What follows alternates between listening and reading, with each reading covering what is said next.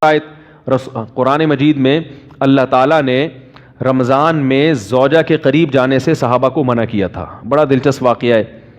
رمضان کی راتوں میں بھی زوجہ کے قریب جانے سے منع کیا تھا. ایک صحابی تھے, وہ رات میں کہیں چلے گئے, اب بڑے پریشان ہوئے, رسول اللہ صلی اللہ علیہ وسلم کے پاس آئے, عرض کیا یا رسول اللہ مجھ سے غلطی ہوئی, رمضان کی رات میں نے اپنی زوجہ کے قریب چلا. آپ نے فرمایا کیوں؟ وہ بڑا دلچسپ واقعہ ہے, بظاہر تھوڑا حیا کے خلاف بھی ہے لیکن اتنا بھی نہیں ہے.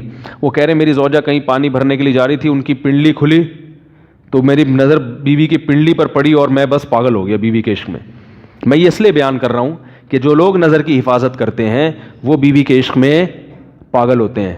جو دن رات انٹرنیٹ پر پنڈلیاں دیکھتے رہتے ہیں انہیں بیوی کی پنڈلی بھی کیا شکل بھی اچھی نہیں لگتی ان کو. بد نظری کا یہ عذاب ہے, وبال ہے کہ جو اللہ نے گھر میں آپ کے لیے بٹھائی ہے وہ آپ کو اچھی نہیں لگے گی. تو نظر کی حفاظت کیا کرو, اس سے آپ کو اپنی بیوی سے عشق ہوگا, محبت ہوگی. بات آ رہی ہے سمجھ میں؟ تو اب دیکھو کیسا روزے کی حالت ہے. رمضان میں پابندی ہے, اسلام میں حکم تھا جو رمضان میں بیوی سے امبستری کرے گا 60 روزے لگاتار رکھنے پڑیں گے. کتنا بڑا جرم, لیکن صحابی سے برداشت نہیں ہوا. صرف زوجہ کے پاؤں پہ نظر پڑی ہے تو وہ کیسے بیوی سے محبت کرتے ہوں گے اور وہ بیوی کے بغیر رہ سکتے ہوں گے. اور آج لوگوں کے فون آتے ہیں ہماری بیگم جس دن میکے جاتی ہے اتنی خوشی ایسا اچھا سا فیل ہوتا ہے, ایسا عجیب سا محسوس ہو رہا ہوتا ہے جیسے آزاد ہو گئے. تو میں کہتا ہوں ظاہر ہے اب تمہیں موقع مل گیا کنڈی لگانے کا, ٹھیک ہے نا, اور یہ آنکھ مٹکے کرنے کا, تو خوش تو ہوگے. تو یہ بھی ایک عذاب ہے جو لبرل لوگ نے جس عذاب میں ڈالا ہوا ہے نا, اس میں عورت کے حقوق نہیں ہے. عورت کے حقوق نظر کی حفاظت میں اور عورت کے پردہ کرنے میں ہے. جب مرد باہر نکلے گا سب پردے میں ہوں گی تو آئے گا کس کے پاس؟ بیگم کے پاس ہی آئے گا. تو اتنے منہ کالا کرنے کے راستے کھول دیے ہیں تو ظاہر ہے پھر کامیاب ازدواجی زندگی نہیں ہوتی. تو نبی کے پاس آئے, عرض کیا یا رسول اللہ میں برداشت نہیں کر پایا. تو آپ مسکرا دیے. تو یہ نہیں کہا کہ یہ جیسے نبی کے اخلاق. ہاں میں وہ واقعہ سنا رہا تھا صحابی کا, بس یہ واقعہ سنا کے بات ختم کرتا ہوں. تو وہ نبی کے پاس گئے, یا رسول اللہ ایسے ہوا, مجھ سے غلطی ہو گئی. تو آپ نے فرمایا کیوں؟ فرمایا ایسا ہو گیا تھا. تو آپ صلی اللہ علیہ وسلم نے فرمایا 60 روزے رکھو لگاتار. انہوں نے فرمایا ایک کی طاقت نہیں ہے, اس میں یہ ہو گیا 60 بھائی کیسے رکھوں گا, نہیں ہے طاقت 60. آپ نے فرمایا ٹھیک ہے پھر 60 غریبوں کو 2 ٹائم کا کھانا کھلاؤ. فرمایا اس کی بھی طاقت بولو بھائی نہیں ہے. اتنے میں ایک صحابی لائے کوئی چیز صدقہ کرنے کے لیے. تو آپ نے فرمایا چلو اصل حکم تو یہی ہے کہ 60 روزے یا پھر 60 غریبوں کو کھانا, وہ نہیں تو چلو فی الحال ان کو تنبیہ کے لیے کچھ ان کے سے صدقہ کروا لیتا ہوں. فرمایا چلو یہ فلاں خیرات کی ایک چیز لے کر آئے ہیں, تم یہ لے کے غریبوں میں بانٹ دو.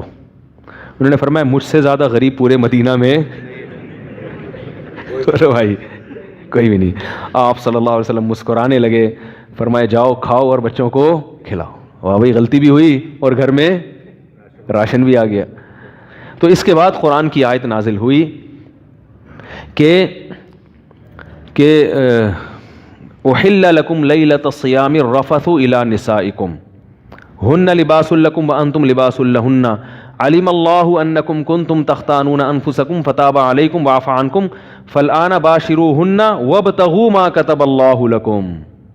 فرمایا اللہ کو پتہ ہے کہ تم اس حکم پر عمل نہیں کر سکتے, لہٰذا رمضان کی راتوں میں تمہیں اپنی بیوی کے پاس جانے کی اجازت ہے, لہذا ان کے پاس جایا کرو اور اس اولاد کو تلاش کرو جو اللہ نے تمہارے مقدر میں لکھ دی ہے. قرآن جہاں بھی بیوی سے ریلیشن قائم کرنے کی بات کرتا ہے اولاد کا ذکر لازمی کرتا ہے, یعنی تلاش کرو اس اولاد کو جو اللہ نے تمہارے لیے لکھ دی ہے. ما کتب اللہ لکم, ما کتب اللہ علیکم نہیں ہے. علا کا مطلب تمہارے خلاف, لکم کا مطلب تمہارے فائدے کے لیے. لام عربی میں نفع کے لیے آتا ہے, علا عربی میں ضرر اور نقصان کے لیے آتا ہے. فرمایا یہ نہیں کہ اس اولاد کو تلاش کرو جو بطور پینلٹی کے اللہ نے تمہارے متھے لگا دی ہے, جو اللہ نے تمہارے فائدے کے لیے لکھ دی ہے. اس سے پتہ چلتا ہے اسلام اولاد کی کثرت پہ کس قدر حریص ہے. بات آ رہی ہے اور بھی اس بارے میں آیتیں ہیں قرآن مجید کی, مگر میں اب زیادہ تفصیل میں نہیں جاؤں گا.